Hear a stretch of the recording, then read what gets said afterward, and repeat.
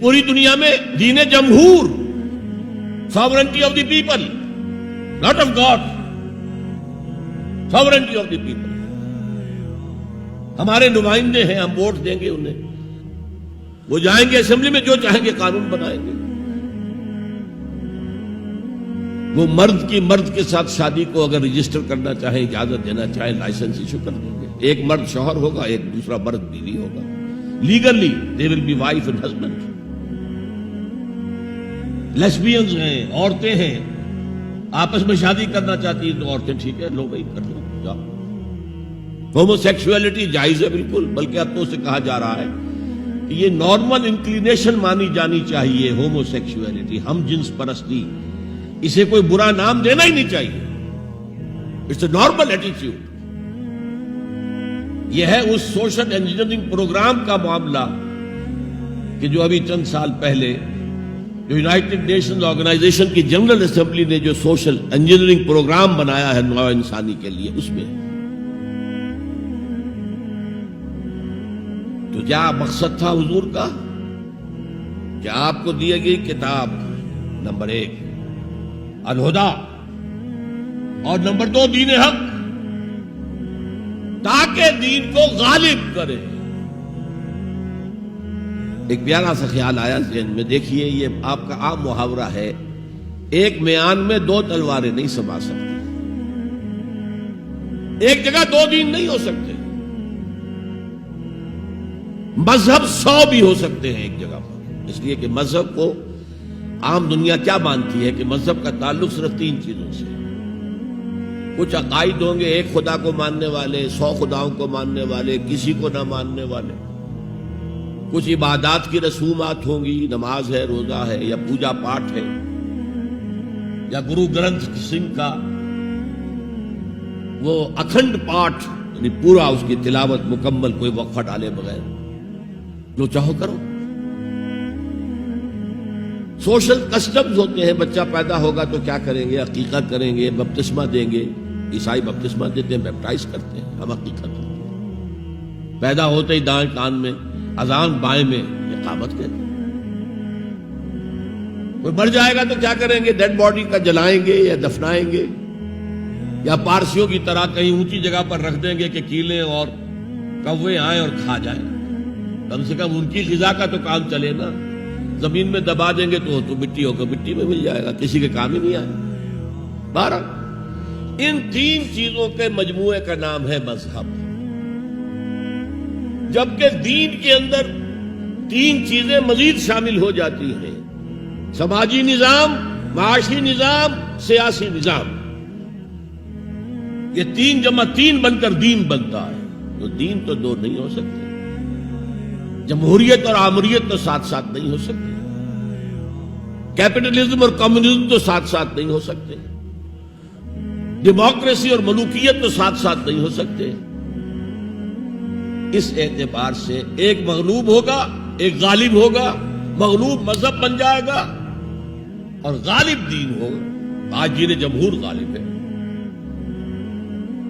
और जो इकबाल का शेर है बड़ा प्यारा, बंदगी में घट के रह जाती है एक जुए कबाब, और आजादी में बहरे बेकरां है जिंदगी। अगर दीन आजाद है, गालिब है, छाया हुआ है, तो वो है असल दीन, वरना वो सुकड़ कर मजहब बन जाएगा। हम 60 साल पहले दीन अंग्रेज पर थे। हाकिम कौन था? कोई बादशाह को मलका बैठा हुआ या बैठी हुई है इंग्लिस्तान में। वाइसरॉय यहां एक होता था उसका, लेकिन वो हाकिम नहीं था, सॉवरेन नहीं था। सॉवरेंटी उनकी थी, असल हुकूमत उनकी थी। हिज मैजेस्टीज गवर्नमेंट या हर मैजेस्टीज गवर्नमेंट, उनकी थी हुकूमत। तो इस एतबार से दीन को गालिब करना ये बहुत जान जोखों का काम था। ये नोट कर लीजिए आप। देखिए, तमाम नबी और रसूल मुबल्लिग बनकर आए, दाई बनकर आए, बशीर बनकर आए, नजीर बनकर आए, बशारत देने वाले कि अल्लाह के रास्ते पर आओगे फराहुन व रैहानुन व जन्नतुन नईम। और अगर انذار کرنے والے نذیر بن کر آئے. اگر غلط راستے پر جاؤ گے تو جہنم ہے. حضور بھی یا ایھا النبی انا ارسلناک شاہدا ومبشرا ونذیرا وداعیا الی اللہ باذنہ وسراجا منیرا. یہ جو 5 حیثیتیں ہیں یہ مشترک ہیں حضور میں اور تمام انبیاء میں. اگرچہ ہر حیثیت میں حضور کی اپنی شان ہے جس میں کوئی دوسرا نبی ان کے قریب نہیں آ سکے گا. لیکن نوٹ کیجئے یہ آیت جو میں اس وقت آپ کے سامنے رکھ رہا ہوں جس کے لیے نصرت مطلوب تھی، آؤ میرا ہاتھ بٹاؤ، میں کہہ رہا تھا کہ یہ کام انذار، تبشیر، واعظ، نصیحت، تعلیم، تبلیغ، تربیت، تزکیہ، یہ سب رسولوں نے کیا اور حضور نے بھی کیا. لیکن یہ معاملہ صرف محمد کے لیے ہے صلی اللہ علیہ وسلم، اور 3 دفعہ آیا. کسی اور نبی اور رسول کے لیے 1 دفعہ بھی نہیں آیا کہ ان کا فرض منصبی ہے دین کو غالب کرنا. صرف تبلیغ نہیں، غالب کرو. یہ تھا وہ مشن جس میں آپ کو نصرت درکار تھی. فالذین آمنوا بہ وعزروہ ونصروہ، مدد کریں گے. وہ مدد کس کام میں تھی؟ دین کو غالب کرنے کی.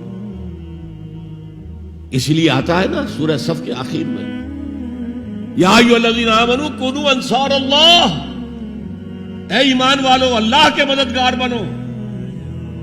کما قال عیسی ابن مریم للحواریین من انصاری اللہ، جیسے کہ دیکھو 600 برس قبل حضرت مسیح اور حضور کے درمیان 600 برس کا فصل ہے.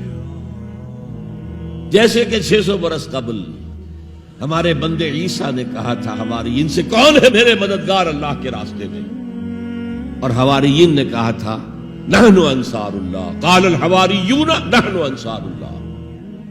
تو یہ اللہ کی مدد اور اللہ کے رسول کی مدد. من انصاری الی اللہ، کون ہے میرا مددگار اللہ کے راستے میں. یہ ہے تیسری بات. یعنی کون ہے وہ لوگ جو اصل میں متبع محمد ہیں صلی اللہ علیہ وسلم. الذین یتبعون الرسول النبی الامی، ان کی شان کیا ہوگی؟ فالذین آمنوا بہ وعزروہ ونصروہ. اور چوتھی بات واتبعوا النور الذی انزل معہ، اور جو پیروی کریں گے وہی اتباع کا لفظ چلا آ رہا ہے. اتباع اتباع اتباع، وہ اتباع کریں گے اس نور کا جو ان کے ساتھ نازل کیا جائے گا، یعنی یہ قرآن حکیم.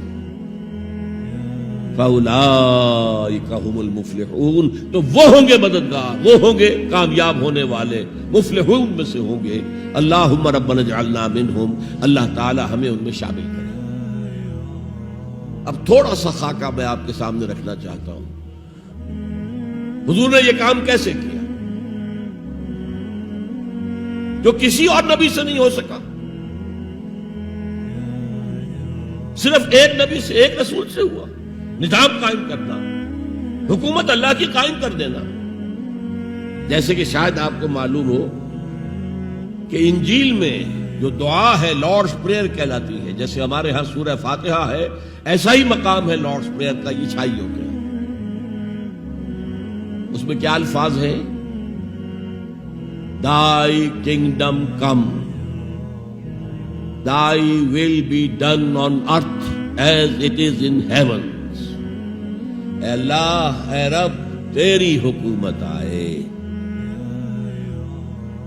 حکومت الہیہ قائم ہو جائے، تیری حکومت آئے. اسی کو حضرت مسیح کہتے رہے کنگڈم آف ہیون آن ارتھ، آسمانی بادشاہت زمین پر قائم ہو جائے. Thy kingdom come, Thy will be done on earth as it is in heavens.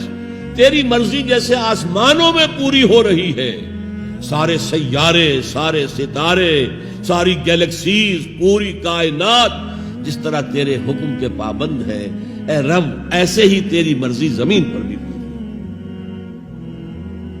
یہ کام جو ہے بڑا جان جوکھوں کا کام ہے. تبلیغ میں، تعلیم میں محنت ہوتی ہے، مشقت ہوتی ہے، وقت لگتا ہے، اس میں کوئی شک نہیں. لیکن محض تبلیغ، محض تعلیم، محض تربیت، محض تزکیہ، یہ محمد رسول اللہ کا طریقہ نہیں۔ برا نہ مانیے، میری بات پر غور کیجیے۔